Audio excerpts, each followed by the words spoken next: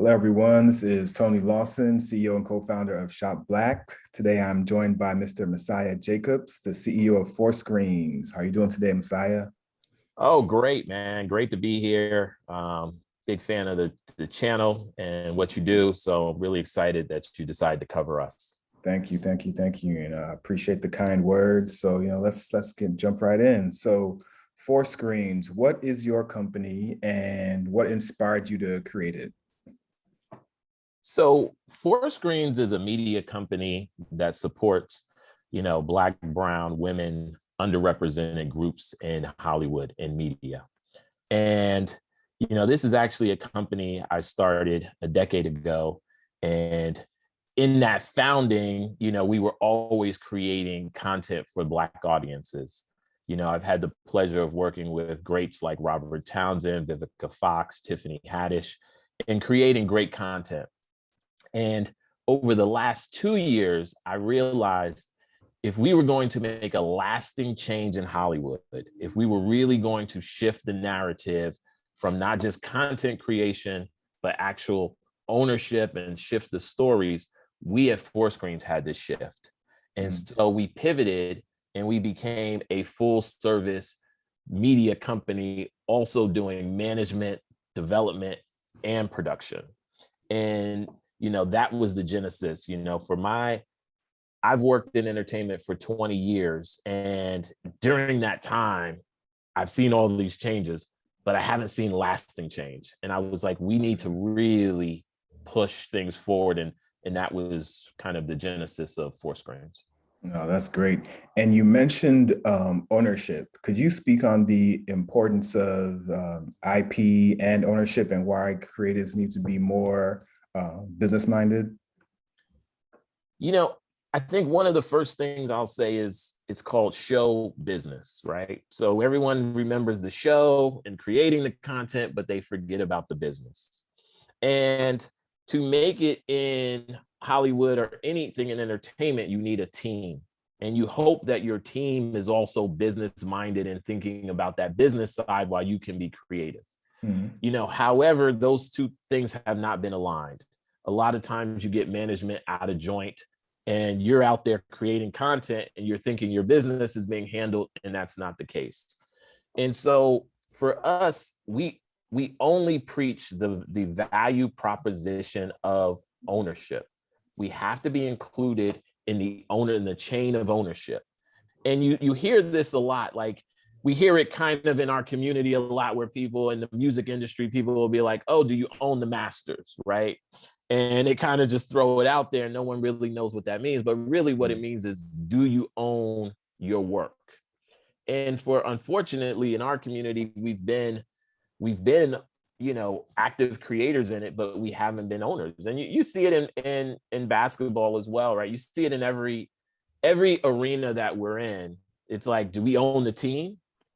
We definitely comprise, make up a large percentage of the NBA, but how many owners do we have? I know everyone can say Michael Jordan, right? But that's one owner out of the whole league.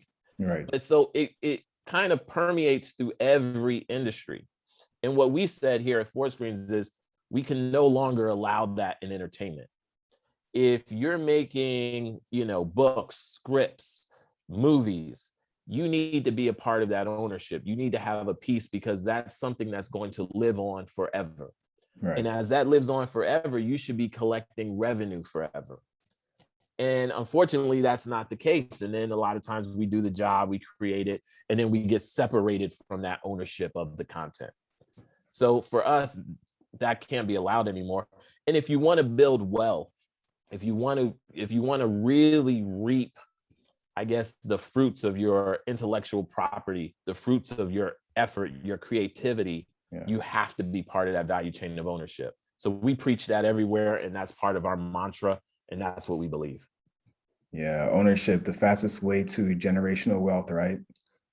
That's it. I think we have to really get in that mindset. And when I say we, I'm specifically talking to the Black community. We talk about Black wealth, Black excellence, and then generational wealth. but generational wealth means that you actually have something to leave behind. Yeah. And so that can be a business, right? You can't leave a job behind. Right. It's like you might not even be qualified. Like, for example, if you're a teacher, you can't leave that teaching job to your child, right? You might not even, their child might not want to pursue that, but there's nothing to leave there. And then they still have to go through the certification process and all of that. But when we talk about building businesses, then that's something that you can leave behind. That's something that you can pass on, and you can truly create generational wealth. It's the same thing with art. It's the same thing with content, intellectual property. Some of the brands that we represent, we're lucky to represent the estate of Old Dirty Bastard. We manage that estate. And we understand that value of intellectual property. That song is going to live forever. That, whatever we create, his name, his likeness will live forever. And how you exploit that, how you take advantage of that, that really becomes your generational wealth. That's interesting. So you also, in addition to the estate of Old Dirty Bastard, you also manage the estate of some living creatives or famous people as well. Could you speak on who those people are and kind of how you're helping in that regard? Yeah, for us, we represent writers, directors, actors. We also represent brands, legacy brands like the estate of Old Dirty Bastard, as I mentioned, which we are exploiting through all forms of media, from music to biopics to documentaries. We've also had the pleasure recently of signing on the Joe Frazier estate. And with that, we plan to exploit that the same way. We plan to make that brand grow the same way we've made other brands grow. And then after that, we have writers, directors, actors that we also represent, and we help them. For example, one of our clients has numerous books that he's written. So we're taking those books, we're turning them into scripts, we're turning them into miniseries, and then moving in that direction. We have another, director who he's just directed his first feature film. So we're taking that feature film, we're actually taking that to market and getting that out there in that way. So you can see in a lot of ways we have our hands in Hollywood and we're able to shape the narrative of Hollywood, but it also becomes, we're able to change Hollywood from creating projects, because those projects allow us to hire people. Right. And when we hire people, we're empowering them. And then our creators are part of that value chain of ownership. So it becomes a cycle of success. It becomes something that is undeniable as we move the change forward. Interesting. And I've seen some statistics regarding a $10 billion diversity opportunity in, I guess, the entertainment industry. Could you go into a little bit of detail about that? Yes. So there was a recent report, and this report was really aimed at Hollywood. And what it said was, you all are not investing in diverse content. You are not supporting Black films the same way you support other films. You are not developing the talent. You are not developing the stories. And what the report said was, you are missing a $10 billion opportunity. And that's billion with a B, right? And that's huge, because, you start to see there's this huge opportunity. There's this huge demand for diverse content. And that's something Four Screens wants to take advantage of. We're putting ourselves right at the middle. We've always been in the center, but now we're saying, you know what, we also need the support, the same marketing support that you do for other films. We need that support. But we're going to be at the head of that. We're going to be at the head of that opportunity, and kind of just leading the narrative on that, and making sure that we can tap into that $10 billion market that's sitting there. Yeah. It's not something that we have to go out and find. It's there, and this report validates that. And that's for us, that's huge. That's not $1 million market. That's a $10 billion market that's right there that, we're primed to take advantage of. Right. Now, speaking of content, when it comes to, I guess, like Black films or maybe literature also, how do you do like quality control? Like, how do you make sure that you're putting out like the best quality product possible? Like, I know different people have different tastes. Like some people might like the old school Master P, like shot it on a cell phone type movie, but some other people are looking for something completely different. How do you, I guess, curate the different types of projects and say, okay, this is the quality that we're looking for, and this we're not so much interested in? Or you might say, hey, we're going to do everything across the board because there's a market for all of these types of projects.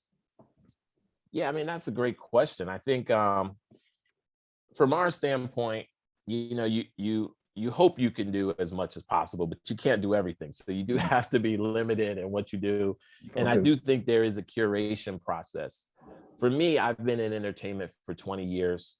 I started basically at the bottom, and I've done every job on production. So I went from a PA all the way to a producer, which is his top job. And so in that, you gain an understanding of development. You gain an understanding of quality and how you curate quality, how you make sure that you create a quality film that's really going to touch people. It's not, I think there is a market for a lot more content now because people are getting content in so many ways. But I do think it's important that we raise the bar as far as quality. And it also depends on the medium, right? Like a feature film, I expect a certain level of quality. Now, if someone tells me they are a content, let's say they say I'm a content creator, I'm an influencer, and this is what I do in the TikTok space, or the Instagram space, that's still of interest because you have a wide reach and your quality might not be, on the level of a feature film. So really, like, storytelling starts to break down into what is the medium in which I'm telling this story. And I consider, like, just like everyone, I'm on Instagram, I'm in that TikTok space, just to understand, how do you tell this story in 30 seconds, 20 seconds? How do you convey a message? And I admire what they do as storytellers. Now, does that translate to TV series, feature film? Not necessarily. But, these are things that after 20 years, my team, we understand, but we do believe in delivering a high level of quality because I think our stories deserve that. I think we have some very prominent stories that can really impact the community, but they deserve that level of quality. Agreed. So you personally, what are some stories that you feel should be told? Well, I mean, I think there's so many. I think, and what I mean is I love stories of historic significance, right? I love stories where it shows people persevering, beating the odds, not to plug any particular story, but, looking at what Will Smith is doing in his latest film, King Richard. I mean, that's a significant story. It's historic. And it's timely, right? Because these are all things that we've been overcoming and that we've been challenges that we've had in our community.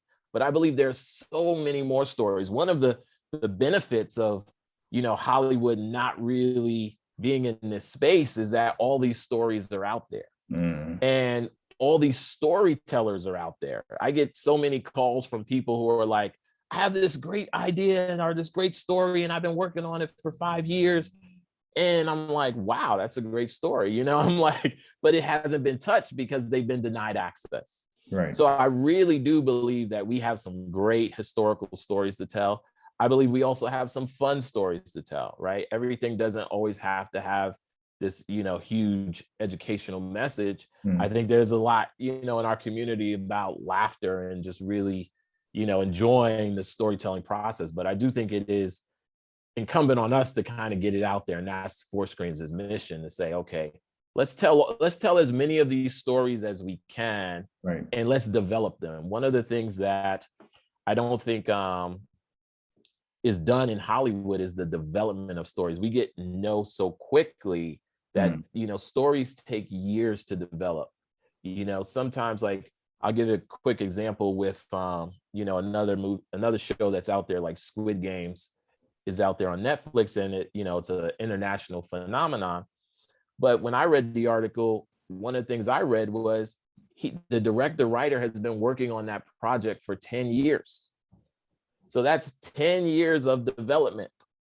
So when you're looking at that show and you're seeing the nuances and you're seeing, oh, this connects to that, and oh, that character represents that, that's 10 years of development. And that's why at Four Screens we said it's management, production, and development. You have to develop those stories out, so you're not just putting something on the screen and then hoping and saying, oh, I hope they like it. That doesn't make sense. That's interesting. So right now you're currently crowdfunding.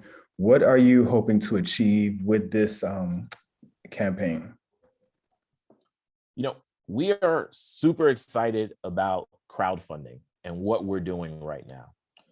What this campaign is allowing us to do is go directly to people and say, invest in Four Screens, invest in this new Hollywood that we want to create, invest in the stories that we want to tell. And this is something that could not have happened 10 years ago. This is a new instrument. This is a new vehicle that we can go to the community and say, let's put together all of our little money, and build something. And we know when we do community investing, we actually don't have little money, right? We actually have a lot of money when you look at it as a whole. And when you look at the Black community, you say, wow, there's a lot of money here. It's about directing those funds, collecting them, and then directing them. Yeah. And for us, we want to direct them into creating lasting change. If we're able to tell our stories, it will lead to humanity.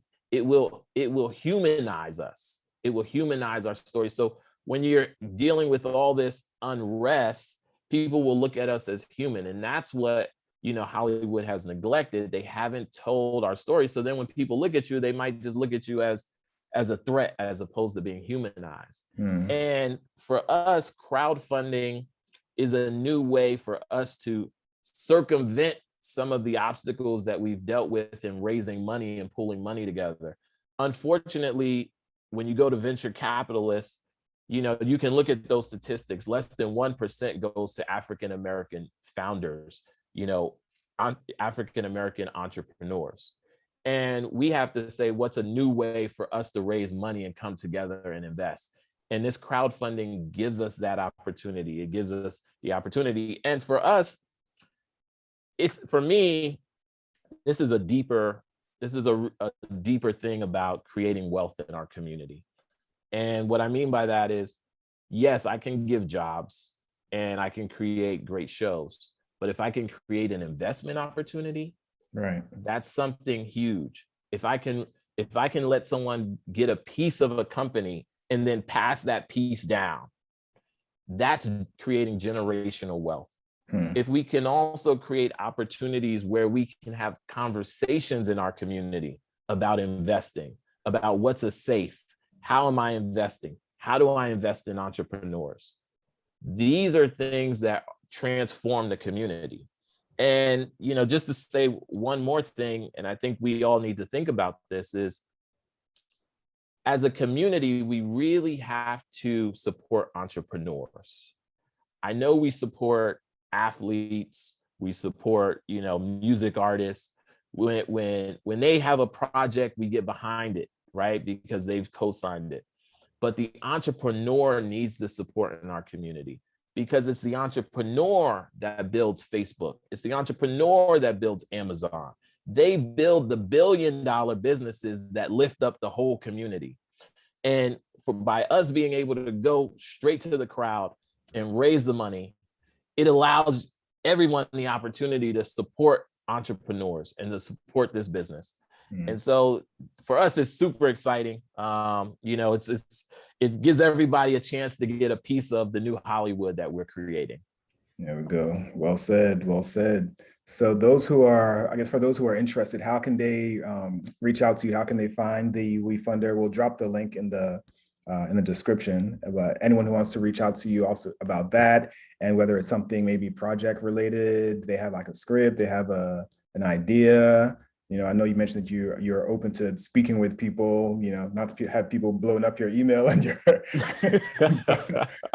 but Absolutely. No, we are doing business in a different way.